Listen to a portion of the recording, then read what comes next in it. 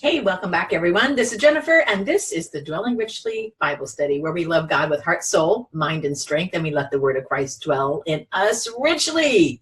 Welcome back. Glad that you are here. We are in lesson 4 of our study, Faithful and Fearless, and that means it's the beginning of Esther. And perhaps yesterday you were with us, or moments ago. Who knows? I don't know how you're stacking up the lessons, but we are in Esther, and we're just beginning. It's lesson 4. It's day 2, and we're ready to dive into the book of Esther and do some studying through it. You've already read the intro, right? You read the intro, right? And you've done your read-through of Esther.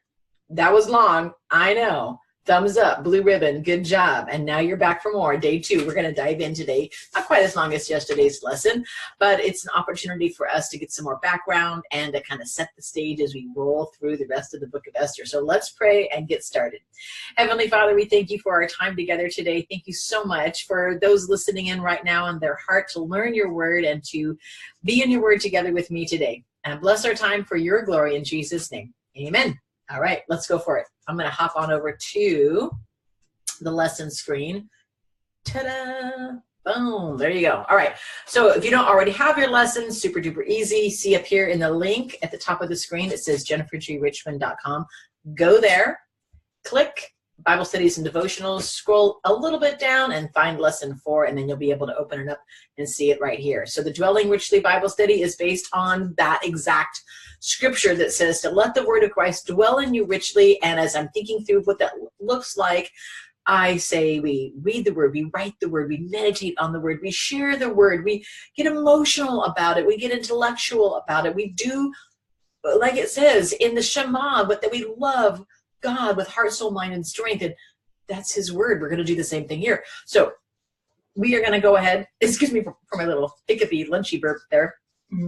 But we're going to head over to Psalm 42, where we are memorizing the next 2 verses in this whole passage. And as I read, perhaps you will just be writing it down and working on memorizing it yourself. It's such a beautiful portion of this psalm. Deep calls to deep.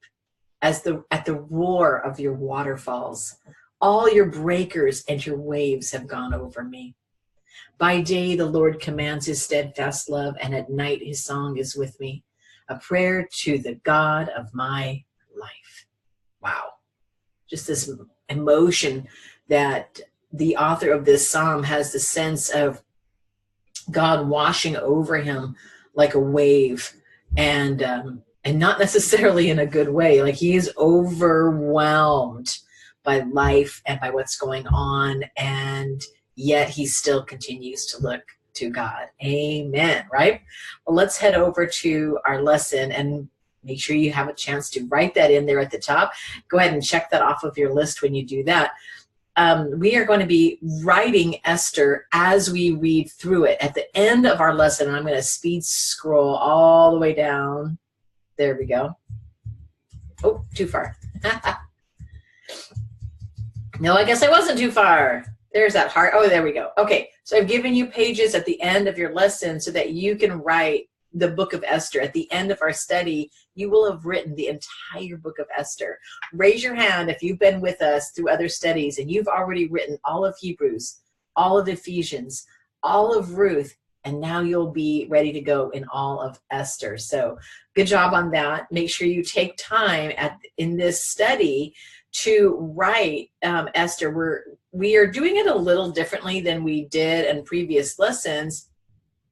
In previous lessons, I would have you take one full day to read the passage that we're studying for that 2 weeks, and then one full day to write the entire passage or book or chapter or whatever we're doing.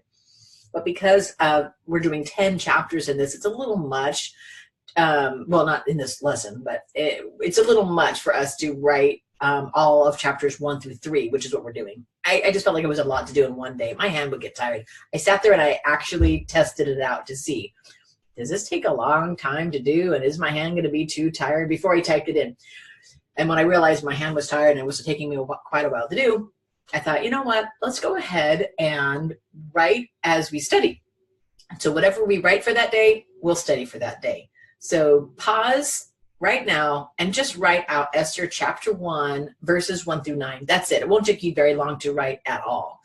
And write it in the pages at the back, or grab your own journal. And what I do is I just use these nice composition books, and I oftentimes write my books of the Bible out in these. So you can do that as well. All right. Let's go ahead and get into our lesson. I assume that you've already written Esther 1, 1 through 9. You are paused, you wrote, and now you're back here with me. Hello, welcome back. Let's go ahead. I'll read to you the introduction, the background here, and we'll complete our study questions. It's been about 500 years since the time of Ruth. Israel went through a myriad of judges, and then the last judge, Samuel, crowned their first king, Saul. Since that time, the kingdom of Israel is no more. Kings Saul, David, and then Solomon were the only kings to rule over a united kingdom. Solomon's sons, Rehoboam and Jeroboam, rebelled, and the nation split around 930 BC.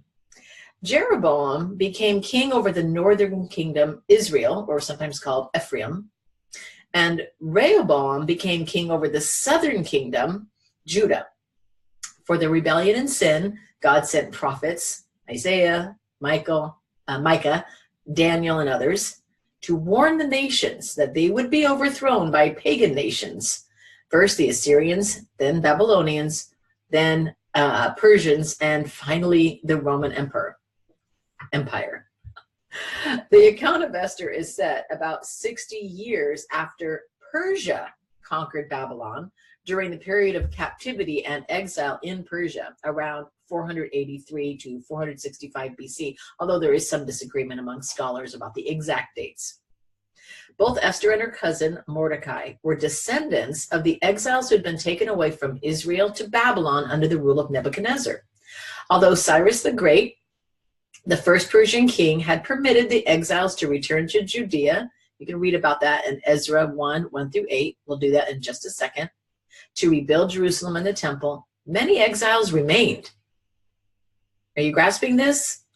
They were given permission to go back under Cyrus, but a lot of them end up remaining in Persia, what we would call Iran today, and Iraq, and that whole area. Actually, it's a very big area. We'll talk about that more in a minute.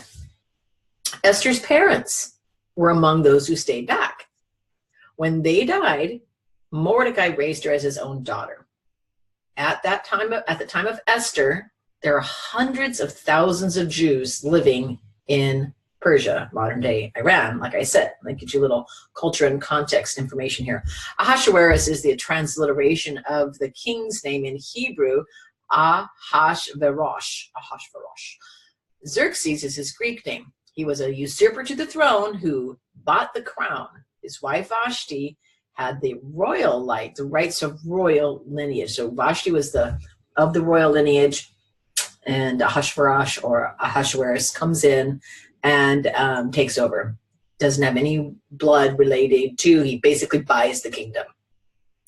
Ahasuerus is infamous for his drunken, womanizing, capricious temper and lost battles. Notably, the battle on which the movie 300 was based. He was the grandson of Cyrus the Great.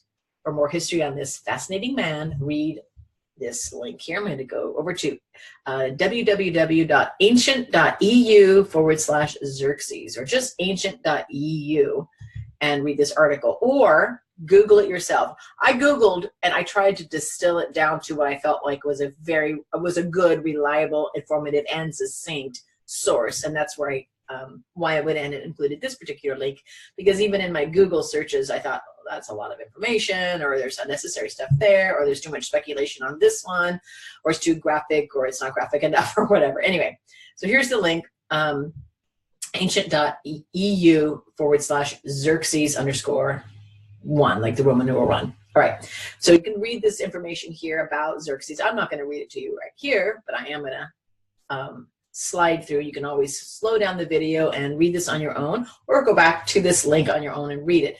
basically you'll see the dates of Xerxes the First, who ruled, and this is Ahasuerus. That's his Greek name, Xerxes.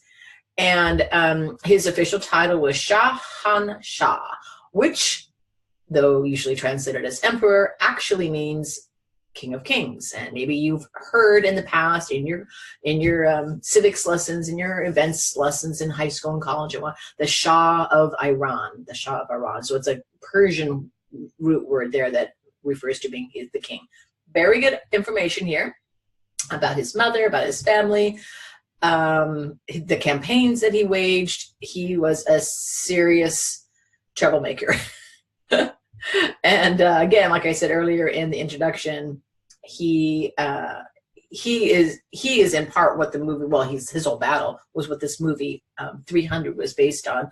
Very violent. So if there's any kids listening right now, no, it's too much for you to watch, too much for me to watch. Super scary. Very, very, very intense. But I would encourage you to go ahead and read through this page. I think you'll find it quite fascinating, and kids can read it too. So you guys can read this, all good part of history.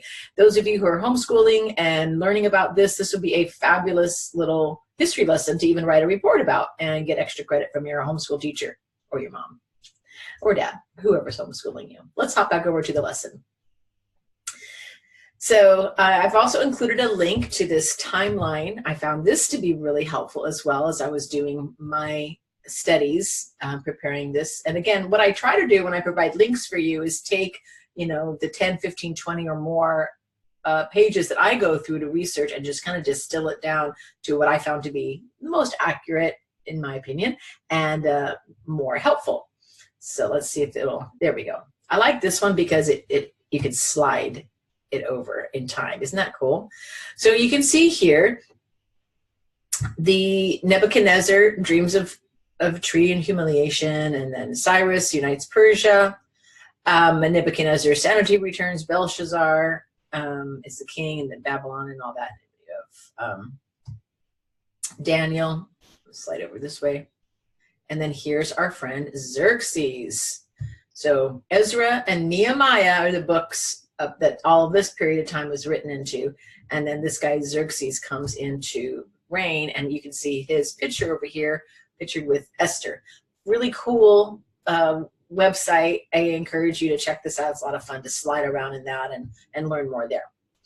Locate these areas on a map of ancient Persia. Find Susa or Shushan, India, Babylon. Name the modern countries that the reign of Ahasuerus covered. Oh man, I didn't mean to click that, but I'll just go ahead and click that there. This is a great map. Use this here to help you. I'll open that up a little bit bigger so you can see. And what you can do is find these areas like Babylon. Here's Susa in the southern area. The citadel of Susa was used as a kind of a winter palace. So it would get cold up in this area, and so they would come down here to Susa in the back in the day and enjoy their time in the palace, just like people do nowadays. They go from New York all the way down to Florida during the winter. So kind of the same idea here. It's a good map. You can see the royal road leading through, the extent all the way to India and all the way over here to Turkey, down here to Egypt. And this is the empire of Cyrus. Of course, it expands even more under Xerxes, but I thought that was very helpful. Let me go back to our lesson page. Hopefully it'll upload it correctly for me. Oh man, it didn't keep my place marker there. I got to scroll through that. My internet is a little bit sluggish today, but what you'll want to do when you fill in the answers here is think about what the modern cities are in those areas. Like go find them on a map, and you're going to see the ancient cities and then the modern ones. For example, Greece, Turkey, Georgia, which is another country over there, Azerbaijan, Syria, Iraq, Israel, Jordan, Egypt, Iran, Turkmenistan, Uzbekistan, Afghanistan, and Pakistan. A lot of the stands, right? So look those up, find them on a map, and get familiar with where everything is on your own maps. It's very interesting. Here we go. Xerxes, or Ahasuerus, ruled from 486 to 465. And what year does the account of Esther begin? Well, if you remember back to, oh, you know what? We didn't really read. Let me go back to that. I just realized I didn't really actually read the passage we were going to do today. Let's go ahead and do that. That will help. This is what happened during the time of Xerxes, the Xerxes who ruled. Oh, I'm reading out of the NIV today, by the way. I thought I'd change it up this time, and we read ESV yesterday. I think we'll do NIV, and then maybe tomorrow we'll do another one. All right, this is what happened during the time of Xerxes, the Xerxes who ruled over 127 provinces stretching from India to Kush. At that time, King Xerxes reigned from his royal throne at the citadel of Susa. And in the 3rd year of his reign, he gave a banquet for all his nobles. So there's the answer to the question we were just looking at, the 3rd year of his reign. The military leaders of Persia and Media, the princes, the nobles of the provinces were present. For a full 180 days, he displayed the vast wealth of his kingdom and the splendor and the glory of his majesty. When these days were over, the king gave a banquet lasting 7 days in the enclosed garden of the king's palace for all the people from the least to the greatest who were in the citadel of Susa. The garden had hangings of white and blue linen fastened with cords of white linen and purple material to silver rings on the marble pillars. Beautiful, right? There were couches of gold and silver. Now, I actually looked this up because I'm thinking, gosh, couches, like, what does that mean? Like, the couches are literally made out of gold? Yeah, they were. They were actually made out of gold and silver. So it wasn't just like threads woven in there. There's evidence that the couch frame itself was solid gold or solid silver, not just plated gold or silver.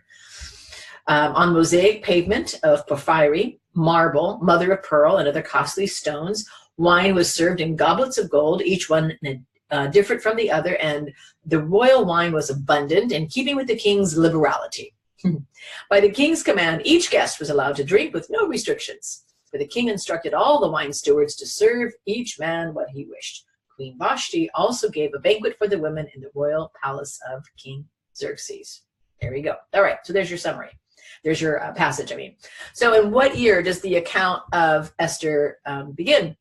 Well, it's if you go back to the dates, because he ruled from 486 to 465, this would put him at 483. It counts down, not up, because we're heading toward the time of Christ, so time counts down to that point. That's why those of you who are new to counting the calendar before Christ, that's what happens there.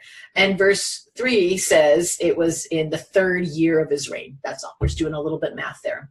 So summarize chapter 1, verses 3 to 5.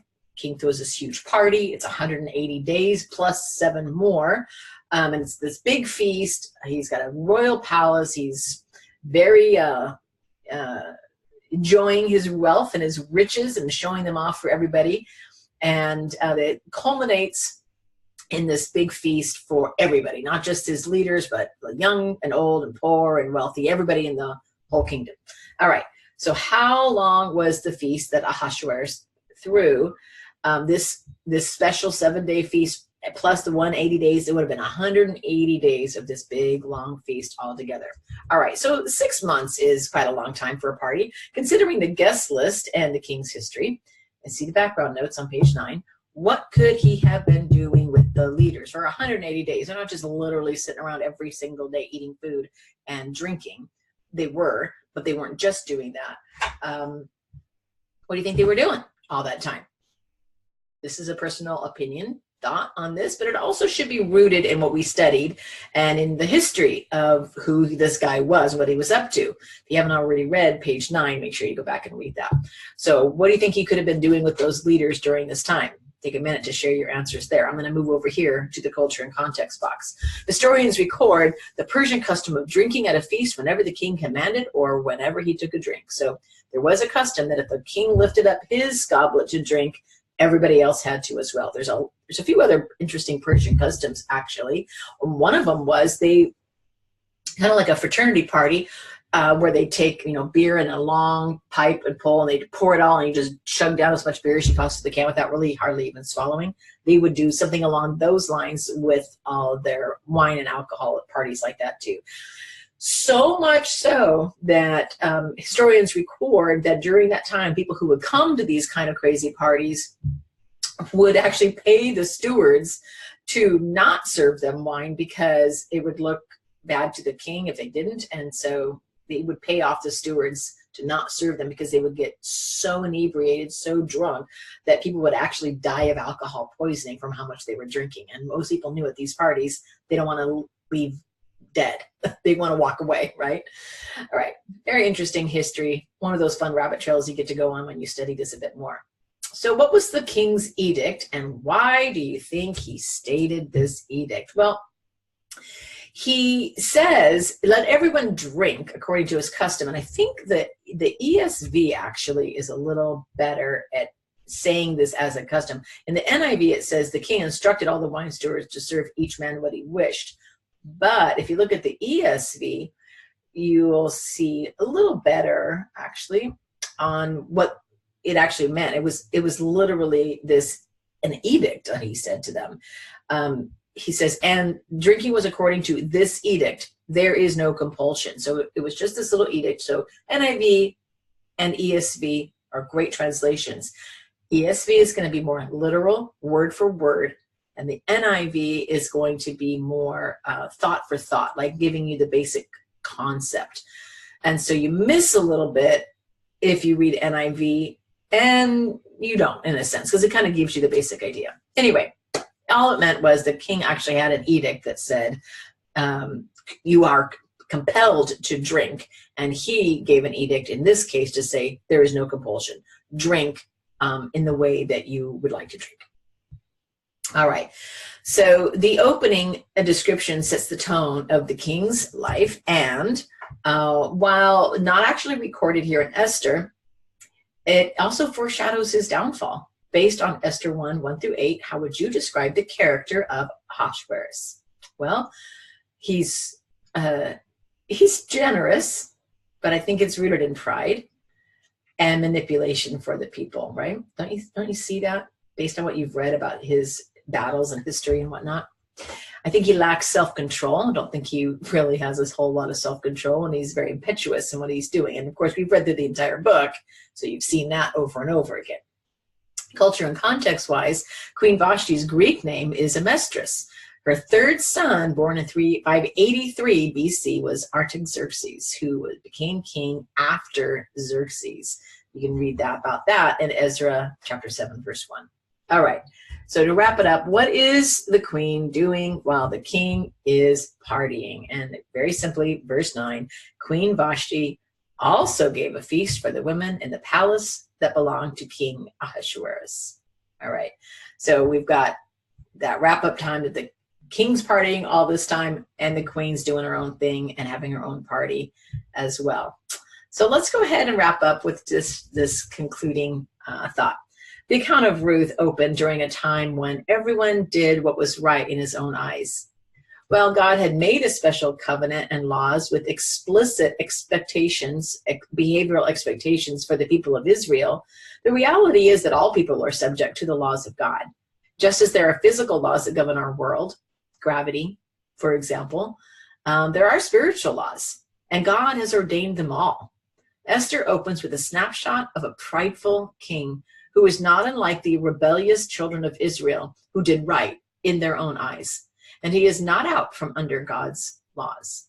The debauchery, drunkenness, and pride he shows will not go unpunished. Proverbs 16:18 is a good reminder to keep our pride in check and our hearts submitted in humility to our Father. Pride goes before destruction, and a haughty spirit before a fall. All right. So, great opening time. Thank you for being with me here on day 2 of our study. And I look forward to being with you again when we meet the next time. It might be tomorrow for you. It might be in mere seconds from now if you're just doing these back to back. But all that being said, as always, know that you are loved and prayed for. And I look forward to being back together with you again real soon. Bye-bye for now.